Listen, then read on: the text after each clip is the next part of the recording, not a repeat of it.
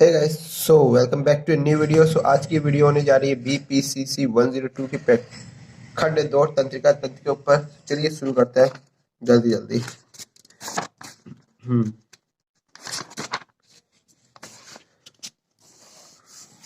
केंद्रीय तंत्रिका तंत्र, सेंट्रल नर्वस सिस्टम के बारे में इसमें मेन हम लोग को पढ़ना है। और है केंद्रीय तंत्रिका तंत्र और परिधीय तंत्रिका तंत्र के बारे में हम लोग को मेन तो इसमें पढ़ना है। अब आ जाते हैं केंद्रीय तंत्रिका तंत्र। मानी बात है, केंद्रीय तंत्रिका तंत्र मस्तिष्क और सुषमा होते हैं मृदुरज्जु। और इस प्रकार कहा जाता है कि केंद्रीय तंत्रिका तंत्र खोपड़ी की रीढ़ के भीतर स्थित है। यह मानव शरीर के सबसे महत्वपूर्ण भाग है। यह सब बहुत संवेदनशील संरचना है, इसलिए हड्डी में संरक्षित और मस्तिष्क करण की सहायता छिपी होती है। वह बहुत ठोस चीज के अंदर छुपी रहती है, जिससे इसको कभी धक्का ना लगे। यह मस्तिष्क की सुषमा को सुरक्षा प्रदान करती है। जिन रोगियों के किसी कारण से सेरिब्रोस्पाइन किसी तरह निकल निकल जाता है, उनके सिर का झटका लगने पर तेज सिर दर्द होता है और तेज दर्द से पीड़ित होता है। इसके अलावा ट्यूमर के मामले में यह डिस्क वेंट्रिकलर रिक्त स्थान में जमा हो जाता है और वेंट्रिकल्स की दीवारों के साथ ही साथ मस्तिष्क में विस्तार करता रह के कारण बनता है। इस स्थिति में जलसील के रूप में जाना जाता है। यह ट्यूमर को निकालने और अतिरिक्त निलय से तरल पदार्थ के निकालने से ठीक हो जाता है। मस्तिष्क संवेदी ग्राही से सूचना को एकीकृत करता है और प्रभाव को मोटर आउटपुट देता है। यह जटिल कार्यों में भी सम्मिलित होता है, जैसे हृदय गति, श्वास, चेतना, संज्ञानात्मक कार्यों आदि में नियमन। सुषमा स्पाइनल कॉर्ड के अंदर होती है। अगले भाग में सुषमा और मस्तिष्क के जैसे सुषमा स्पाइनल कॉर्ड। पहले खंड में आपने तंत्रिका तंत्र के मुख्य भागों के बारे में सीखा होगा और आप तंत्रिका तंत्र के कोशिकाओं से भी परिचित होंगे। ये सब तो है। चलिए सुषमा की संरचना पर ध्यान देते हैं। ये एक एस आकार की होती है। एकदम एस बन रहा है ना, देखिए एस आकार की होती है। इसकी आकार ये सेंटीमीटर में होती है। सुषमा बहुत नाजुक संरचना है, इसलिए यह कपाल हड्डियों के केसरूप द्वारा संरक्षित और चारों ओर से घिरी होती है। इसका डिजाइन बताया जाएगा। इसमें 31 जोड़े होते हैं, ये इंपॉर्टेंट है, याद रखिएगा। 31 अलग अलग अलग मेरुदंड स्तर पर होता है। जुड़े तंत्रिका तंत्र के बाई ओर जुड़ी होती है और दूसरी दाई ओर जुड़ी होती है। यह निचले स्तर पर थोड़ी पतला भी होता है। चित्र 3.4 में देखें। ये यहाँ पे देख रहे हैं, यहाँ पे संरचना दिखाई गई है। तो शरीर में अलग अलग हिस्से दिखाए गए हैं।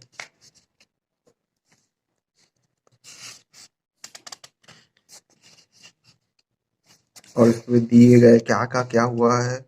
सुषमा के क्रॉस सेक्शन के उस पर जिसमें ये दोनों अलग अलग पदार्थ होते हैं, भूरा पदार्थ और सफेद पदार्थ, सब कुछ दिया है। सुषमा के कार्य।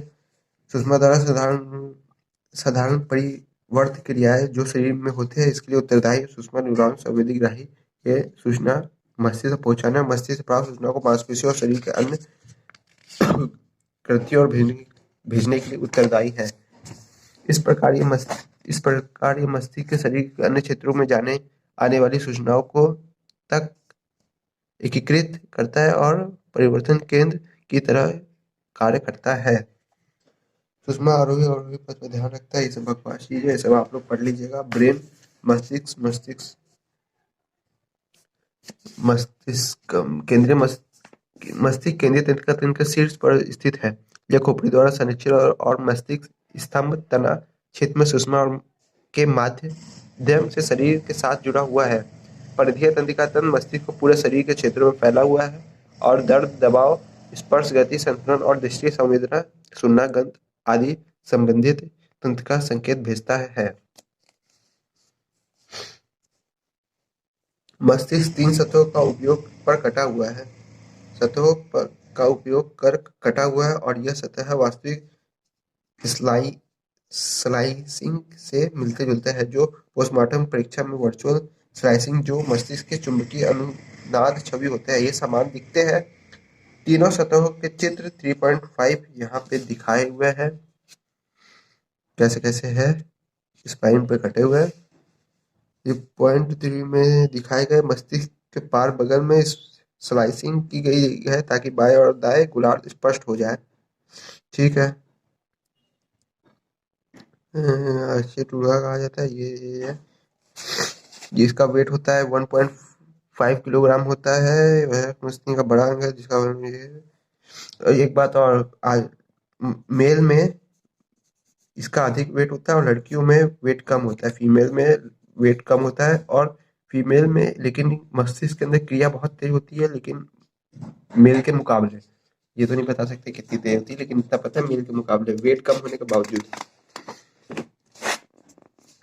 तो यहाँ पे इसकी मुलायम पंजी ये सब और उसकी संरचना के बारे में दिया है। इसका मस्तिष्क को 3 भागों में बांटा गया। अग्र मस्तिष्क, पश्चिम मध्य मस्तिष्क खंड में है, फिर पश्चिम मस्तिष्क और फिर है कहाँ है मध्य मस्तिष्क और फिर पश्चिम मस्तिष्क। पश्चिम मस्तिष्क में सब अलग अलग चीजें दी गई है। सेतु क्या चीज कहलाता है, मेडुला ऑब्लिंगेटा क्या चीज कहलाती है, ये सब चीज आपको पढ़नी पड़ेगी। इसके चीजें क्योंकि आप ही पढ़ के समझ सकते हैं ये सब चीजें, जितना भी पढ़ा दे। अगर पाली असाइनमेंट में आता है तो परीक्षा बेस थोड़ा सा इम्पोर्टेंट हो जाता है। जैसे कि नाम से संकेत मिलता है, अगर जैसे कि नाम से संकेत मिलता है, अगर पाली मस्तिष्क के सामने ललाट में मौजूद होता है और इसका अग्रपाली का कार्य मोटर कौशल और छोटे कार्यों जैसे एक समय में उंगली को हिलाना शामिल है। मध्यपूर्वक कर्णक मोटर कार्यों में शामिल होता है और अग्रपाली का रोस्टर भाग उच्च स्तर के कार्य जैसे संज्ञान, जटिल निर्णय लेना और विचार बनाने में सम्मिलित है। ठीक है, ठीक है, ठीक है। अग्रपाली भाषा संबंधित कार्यों में भी शामिल होता है। इस क्षेत्र को ब्रोका क्षेत्र के रूप में जाना जाता है, जिसका नाम फ्रांसीसी चिकित्सक पॉल ब्रोका के नाम पर रखा गया था। इन्होंने यदि ब्रोका क्षेत्र के कोई क्षति या घाव हो तो इसका कारण वाणी और ध्वनि के उत्पन्न और प्रवाह में कठिनाई होती है, जिसका ब्रोका वाचकघात भी कहते हैं। ठीक है, मध्यपाली, पश्चपाली, इंसुला ये सब आपको पढ़ना पड़ेगा। ये सब भी थोड़े थोड़े इंपॉर्टेंट है, आपको आगे थोड़ा सा काम देंगे। ठीक है। और होता है चेतना संबंधित मस्तिष्क क्रिया, केंद्रीय केंद्रीय तंत्रिका तंत्र के विकार। तो मस्तिष्क आघात जब स्ट्रोक और ट्यूमर से पोषण संबंधी समस्याओं के कारण क्षतिग्रस्त हो जाता है तो विभिन्न व्यवहार और संज्ञानात्मक परिवर्तन के कारण बनता है। उदाहरण के लिए जब किसी क्षेत्र में ब्रोका ग्रसित तो बायोगोलान में उसका भाषा और बोलने की चीज को होता है। तो होता है अल्जाइमर रोग, पार्किंसन रोग, आघात और बहुसंकीर्णित कठिनाई, मल्टीपल सेलोरोसिस। प्राथमिक घात, अपेक्षित विकास, स्मृति लोप। अरे मैं सब भूल गया, मैं भूल गया गजनी, वो सब होता है इन सब चीजों में। इसमें मेन मस्तिष्क के बारे में पढ़ाया गया है। और आगे है यूनिट 4 परिधीय तंत्रिका तंत्र। जो कपाल तंत्रिका है, इसमें पूरा चीज दिया गया है। ये पेपर बेस्ड थोड़ा इंपॉर्टेंट है। कपाल तंत्रिका 12 जोड़े होते हैं जो मस्तिष्क के स्तंभ से बाहर निकलते हैं और शरीर के अन्य क्षेत्र में पहुंचती है। कपाल तंत्रिका अक्षतंतु बंडल होती है। कार्य के आधार पर कपाल तंत्रिका को 3 प्रकार होते हैं। संवेदी कपाल तंत्रिका है, संवेदी अक्षतंतु होते हैं जो संवेदी कार्यों से सम्मिलित होते हैं। मोटर कपाल तंत्रिका है जो अक्षतंतु मोटर कार्यों में सम्मिलित होते हैं। मिश्रित कपाल तंत्रिका है जो दोनों तरह के कार्य करते हैं। तो कपाल तंत्रिका है 1 से 5 मध्य मस्तिष्क और अग्र मस्तिष्क में होती है। कपाल तंत्रिका है 5 से 8, 8 होता है कि 7 होता है ये? 12 है, सॉरी। सुषमा सुषमा में होती है, शीर्ष तंतु में होती है। ठीक है। कौन सी तंत्रिका होती है किसमें, कई बार पूछ लेता है। गंध तंत्रिका, तंत्रिका का तंतु होते हैं जिसमें गंध से होता है। दृष्टि दृष्टि संबंधित होती है। नेत्र नेत्र संबंधित होती है। चक्रक तंत्रिका मोटर तंतु जिनकी आंखों के ऊर्ध्व तंत्रीय पेशियों और मांसपेशियों तक फैली होती है।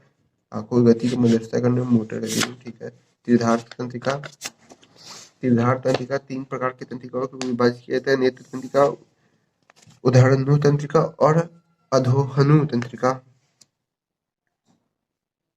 ठीक है, ठीक है, ठीक है। अपवर्तन तंत्रिका या अपवर्तन तंत्रिका पेशी से निकलती है और पेशी क्रियाओं में शामिल होती है। आयरन तंत्रिका और वेट्रिकुलर तंत्रिका, ये सब इतना है नहीं, अगर आप बस इन सब के नाम भी याद रख लें। जीवा घर्षण तंत्रिका, ये जीभ से संबंधित होगी, मानी बात है।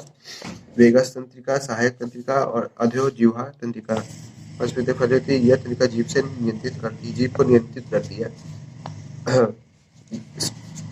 मेरुदंडीय तंत्रिका, ये असाइनमेंट में पूछा था। मेरुदंडीय तंत्रिका 31 होती है, ये कपाल में होती है। वही मेरुदंड जो अभी आपको पढ़ाया गया था। मेरुदंड तंत्रिका, परिधीय तंत्रिका तंत्र। परिधीय तंत्रिका तंत्र वे तंत्रिका होती है जो परिधीय क्षेत्र और केंद्रीय तंत्रिका तंत्र के बाहर स्थित होती है। इसलिए इनमें वो सभी तंत्रिकाएं शामिल हो है जो मस्तिष्क की रीढ़ की हड्डी के बाहर निकलती है। वहां से यह शरीर के अन्य भागों में विभिन्न मांसपेशियों या अंगों के रूप में फैलता है। यह दैहिक तंत्रिका तंत्र और स्वचालित तंत्रिका तंत्र में विभाजित है। दैहिक तंत्रिका तंत्र द्वारा आंखों, कान, त्वचा और मांसपेशियों की संवेदी सूचनाएं दी जाती है और केंद्रीय तंत्रिका तंत्र को भेजी जाती है। मोटर प्रतिक्रियाओं के लिए केंद्रीय तंत्रिका तंत्र की गतिवादी तंतु द्वारा मध्यस्थता की जाती है। ठीक है, दैहिक तंत्रिका तंत्र ये बकवास बकवास चीजें हैं।